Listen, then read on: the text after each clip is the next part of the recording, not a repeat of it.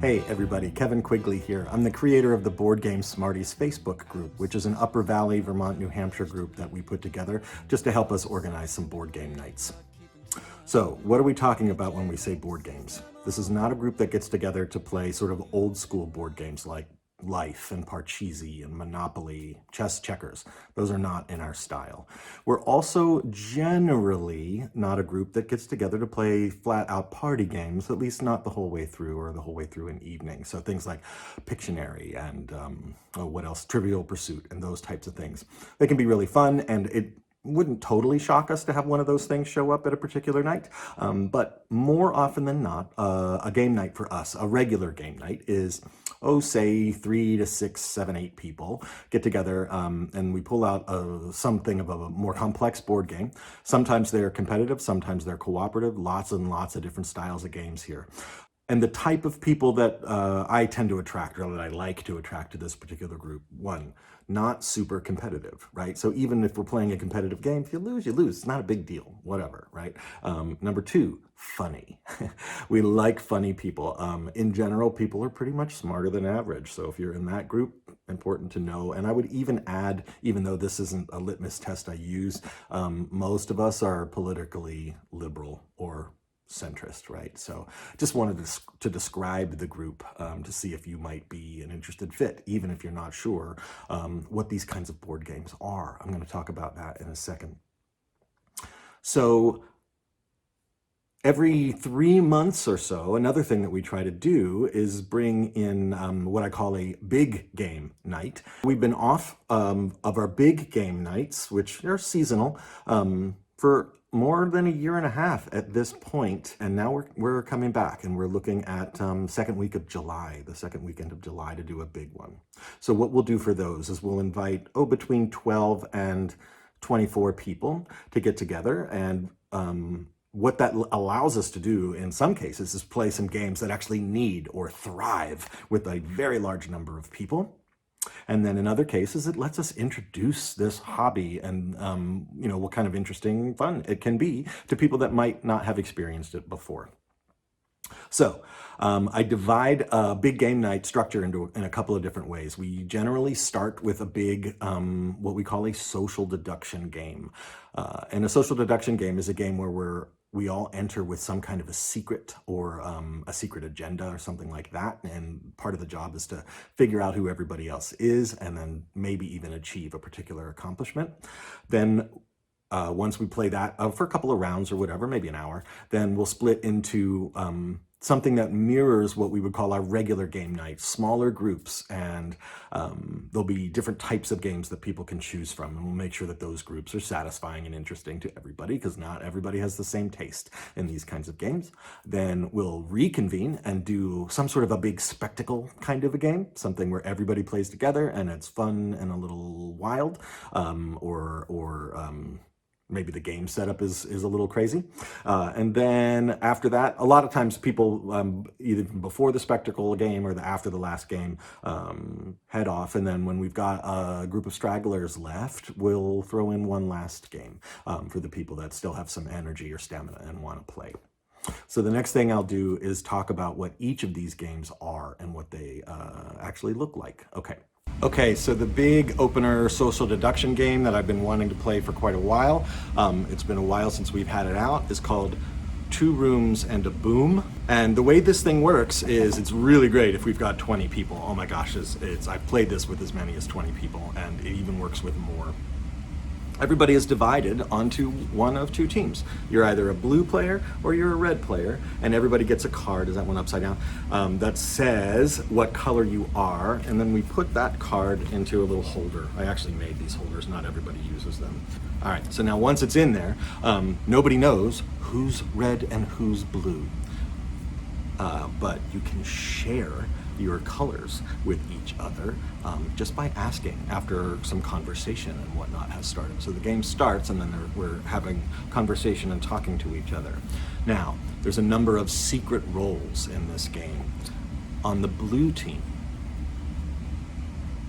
you got the president. I'm keep turning these upside down. You have the president. So one of the blue team players must be the president, will be in the mix. And then, and I hate the theme, but it's a really fun game regardless. And the bomber is on the red team. The red team's job, even though they don't know who each other is at the beginning of the game, is to make sure at the end of the game, the president and the bomber are in the same room. We play this in 2 separate spaces. The blue team's job, simple, make sure the opposite is true at the end of the game, that the bomber and the president are not in the same room. Now, as we play and people start to talk to each other, you'll start to form theories about who the bomber and who the president might be. There are additional secret roles that mess things up quite a bit. There's a blue team card that we'll throw into every game that's red in color. This player is called the blue spy.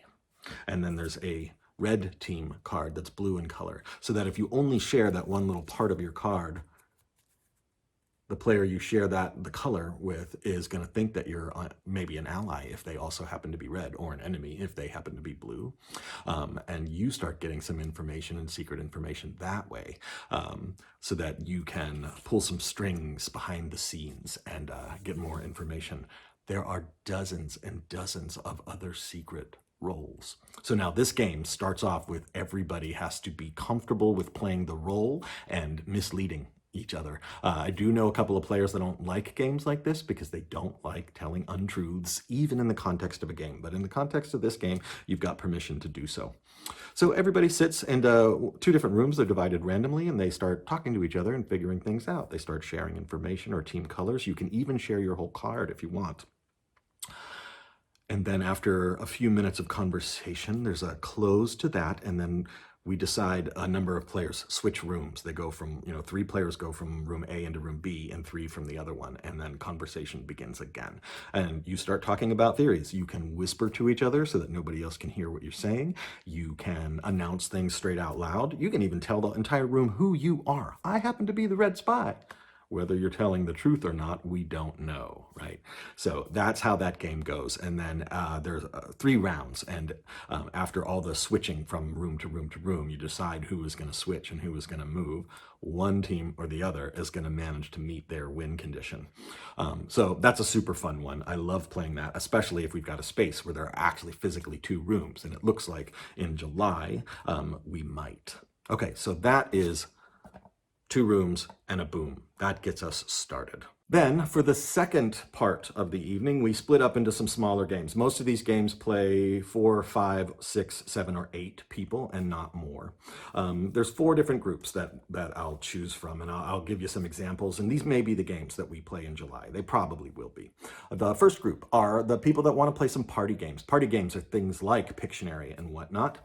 I've got 2 set aside for that. We'll take a look at it, but I'll have a few others with me, and whoever is particularly leading that group we'll get to make the call, and the group may get to vote, right? But those are just fun, light games where people are giggling. Sometimes score is kept. Sometimes people don't even care about what the score is.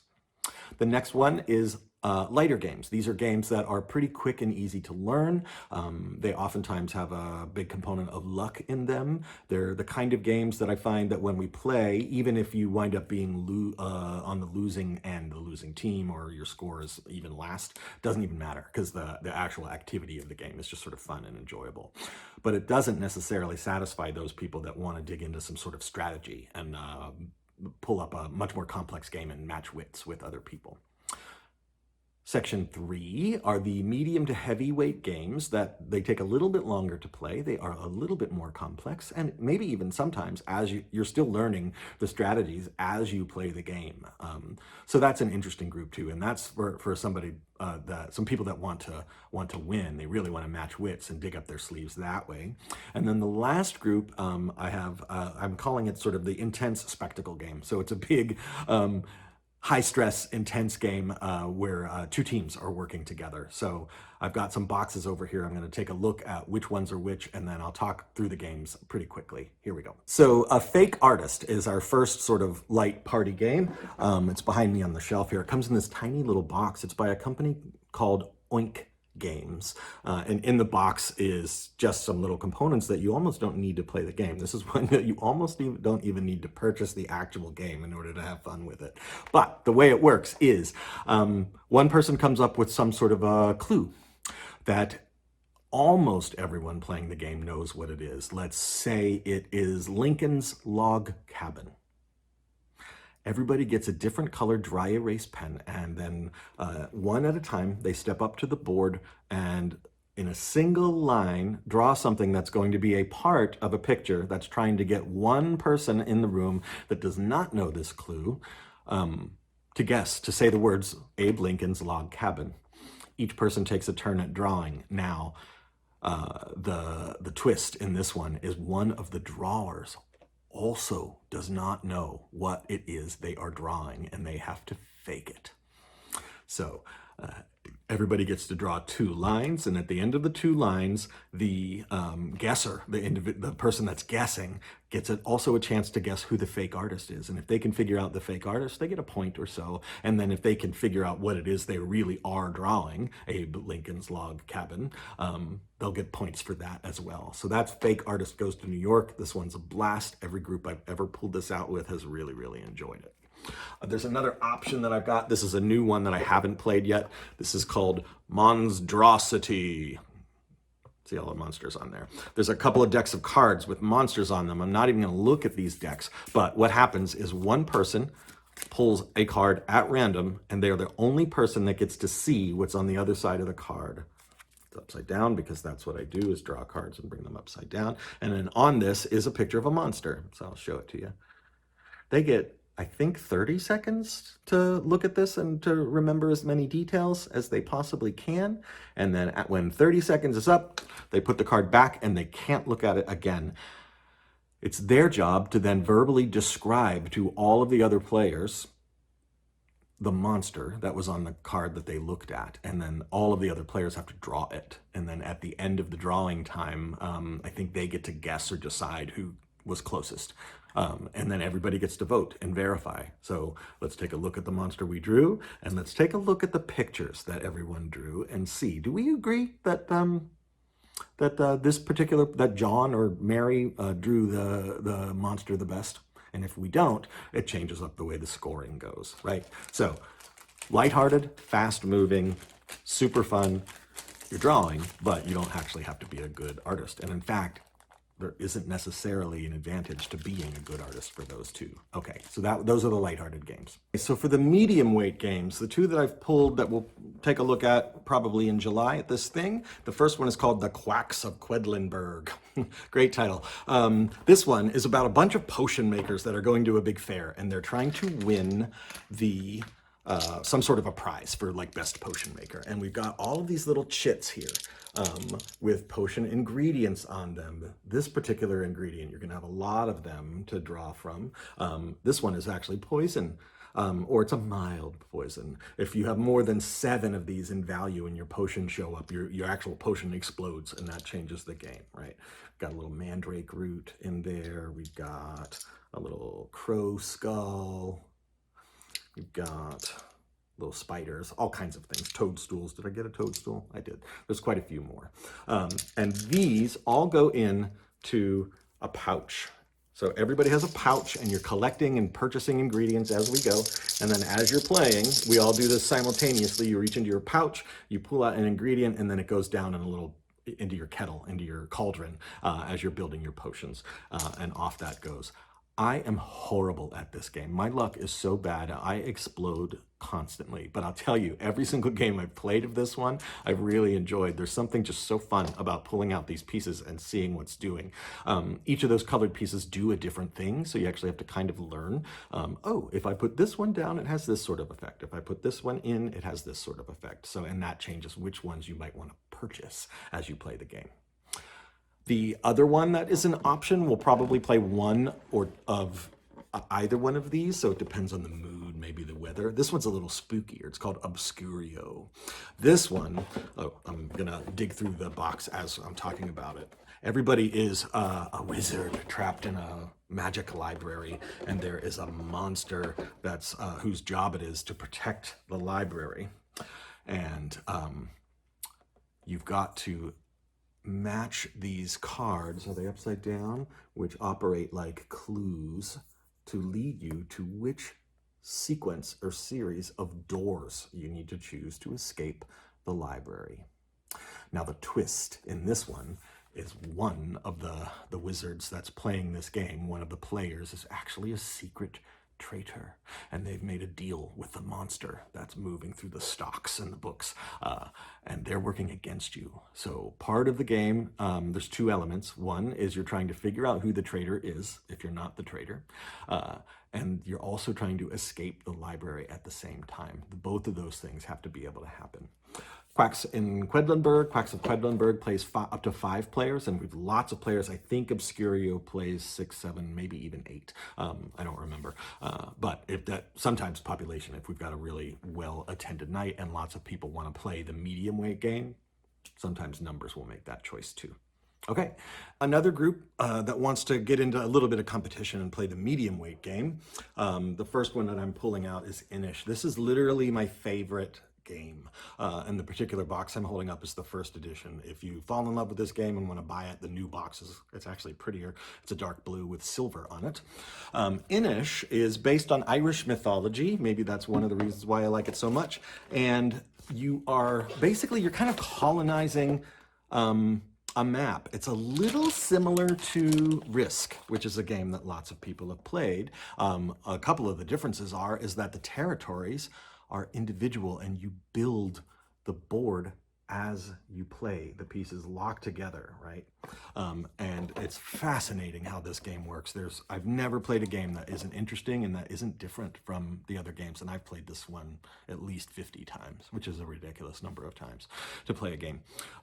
You place clans down on the board, so you're trying to control certain areas. There's different ways to win the game, so you have to keep track of what the other players are doing and how they might be trying to win, and the person that will have running this game will know the game pretty well and will be able to guide you through it.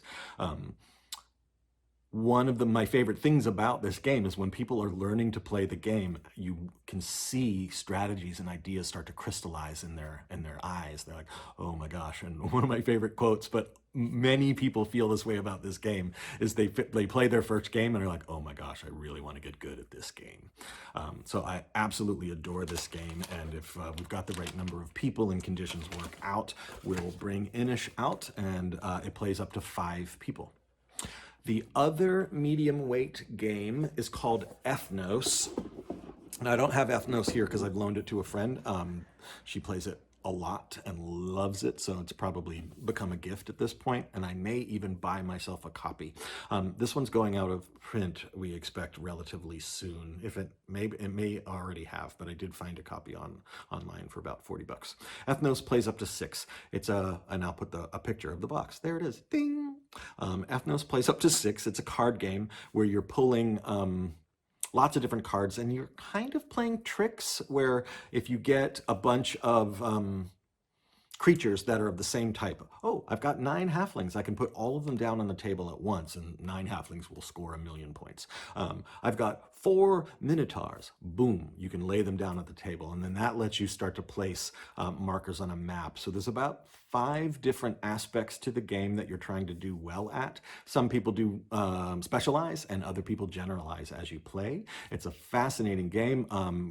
Did I say it plays up to 6? So the way things interact are very interesting, and it's pretty fast moving and relatively quick to teach. So Ethnos or Ethnos for our medium weight game. Both of them awesome, just awesome games. Okay, the second to last game that I want to mention, this is the crazy one, the intense one, the super stressful one. I have seen people that don't like to or can't handle stress all that well. They don't like this game. It's not fun. But the people that do, or that, like, ooh, let's jump in, right? Love it, right? So this plays with 8 people. You almost need 8 people to play it or it doesn't work. There are versions, ways you can modify it to play with 6, and that has worked in the past. But if we got 8 people that want to jump into this thing, it's called Captain Sonar. It's 2 teams of 4. So one of the nice things about it is that you're not just playing alone by yourself. But each group of four, each team of four is playing kind of like a live version of Battleship against each other, and you do not take turns. You just go, and each group goes as fast as it can. And they're moving a submarine around on a map underwater, and they're hunting for the other team to try to figure out where the other team is. And eventually, you'll get an idea, you'll build a theory. Oh, they've got to be in this particular neighborhood. You'll launch a torpedo, and then you'll see if you hit. And if you hit, the other team marks a thing on a sheet. If I think it's 3 hits, sinks the other team's torpedo, and then the game is over. But the game is relentless. It doesn't stop. So let's say you've been hit or you've taken damage on your torpedo. You may actually have to surface for a minute and do some repairs. And there's some things that that every single one of the 4 people on the team have to do in order to make those repairs done. And then when you're up, you have to announce to the other team, here we are on the surface. We're not moving. We're just fixing the ship. So then they're racing to come to get you. And then if you can finish your task to get your piece tied up and done, and then you go back underwater, and then boom, off you go again. So it's a really interesting deduction game. It's a game about speed and can you keep your cool. It's a game about listening clearly, because one of the players on each team is a radio operator who's listening to where the other ship is going. But sometimes there's so much happening at the table, it's impossible to hear what you need to hear. So then you start making educated guesses. Fascinating, fun, crazy. I haven't played it very often because maybe 6-7 times, because getting 8 people together is sometimes a little hard to do. So if we have a lot of people, this is one I would love to get onto the table. Great, Captain Sonar. As a big game night progresses, some people are interested in a couple of hours of games and then they step down. Some people are interested in lots of games so that they'll play the big closer game. The one that I love playing at these, because I've got enough stuff and we set it up and it gets kind of big and ridiculous, although I don't know if the place we're going to be will suit it, is called Pitch Car. This is called a dexterity game. A dexterity game involves you actually manipulating pieces and moving things around. Some of them, like Jenga, is a dexterity game. In this case, we set up a big flat racetrack like you would use for Matchbox cars, but instead of little cars, everybody gets a little circle of wood and you flick it around the board in a race. It's that simple. But the racetrack board can be twisted and crazy and fun and have lots of obstacles in it. So if we've got enough people left by the 3rd segment of the night, Pitch Car is a really great one to end with. If we've got fewer takers, I might change the last spectacle game and we'll play something a little different. One of the things we love to play is Celebrity, if you know that, also known as Time's Up, Title Recall, Monikers, all the same game, all those 4 titles. So sometimes those slide in, and sometimes we just make the change and the call in the time. I always bring more games than we actually need. And then our 4th section is, because oftentimes people leave after that one because they're exhausted. They've been playing games for 3 hours. But there's usually a small group of stragglers. I'm almost always in that. I'm up to play and I'll play forever. And this game called Werewords Deluxe is another one of those rare sort of never fail games for me. This is basically playing 20 questions. So you'll have a word. Somebody will get a word secretly that they need to get everybody else at the table to say. Everybody at the table gets to ask yes or no questions, and then silently they'll get these little tokens. I've left them in the bag, but they've either got an X on them for no, not, is it a kind of cheese? No, right? And then on the back, there are others that have the little green token here, the check mark. That looks like a check mark, for a yes. And then sometimes if they're not sure of what their answer should be, they'll get a question mark. Turn it upside down, there's a question mark. And there's a limited number of these tokens. So once these tokens are gone, you're done asking questions. I've actually only seen that happen once or twice. The words can be anything. You use an app like somebody's phone will choose the word for you and it will give a time. The twist. So the twist is some people are working if you've played the game Werewolf, some people in the game are just townsfolk, or they might have a specific ally role, and they're legitimately trying to figure out and guess the word. And then some people in the game are werewolves. And if you get this secret werewolf card slid to you and nobody knows who it is but you, if you're a werewolf, right? You are a saboteur, and you're trying to ask misleading questions because you know the word, and your job is trying to get people not to guess the word. So the townspeople win the game if they manage to guess the word correctly. If they fail to guess the word correctly and time runs out, it's a timed game, so it adds a little bit of stress to it, but not a lot. It's pretty relaxed. If time runs out, but they manage to guess who the werewolf is, they steal the win from the werewolf that way. If they do guess the word, I think the werewolf has a way that they can steal the win from the townspeople if the werewolf's able to figure out a particular person, whoever the seer is, the psychic in the town, that kind of a thing. But it's super fun. It's a nice one because people can come and go, and as they play it, they don't, you know, you can play one round and then step away, right? So that works really nicely, and it's a great ender. So I've got other enders as well, so it depends on the numbers. The reason I like Werewords Deluxe is that this thing can be played with like 24 people, and the game really still works quite well. A few other games that play multiple players that way that work as sort of the Straggler version of the game. So that's a big game night. It's big. It's got lots of games. We always make sure that there are people there that can teach the games and that are ready to teach them. If you're somebody that is a game player and is interested or able to teach, or if you're a good teacher and can get these wrapped around your head, I may need one, maybe two people that can run a game. I've got a couple of tried and tested in terms of teaching games, and they can do that really well. And then I love bringing people in to get that going, to get that skill going. This is an interesting skill to be able to lead a group through a game that way, especially if you're also a player. Okay, so if you might be interested in jumping into a big game night, and or even like a regular sized game night, if you already know that you like these kinds of games, let me know. Send me a Facebook message, send me an email. I'll put that information on the screen somewhere, and hopefully we'll be able to get at least a dozen people, if not as many as 2 dozen. That would be lovely. Cool. Hopefully we'll see you in July. Bye.